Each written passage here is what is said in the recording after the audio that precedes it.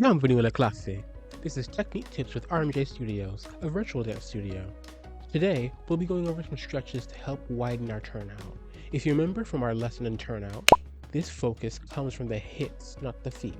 So, we'll be learning a couple stretches to work out our hips. First, we have our frog stretch. Start with your stomach flat on the ground and press your knees out to the side, keeping your feet in the air. Once your knees are fully extended, press your feet down as low as you can. Make sure you keep your hips connected to the floor to get as much of a stretch as possible. For the next stretch, we'll take a grand plie in second position. Make sure to keep your heels down here and place your hands on your knees.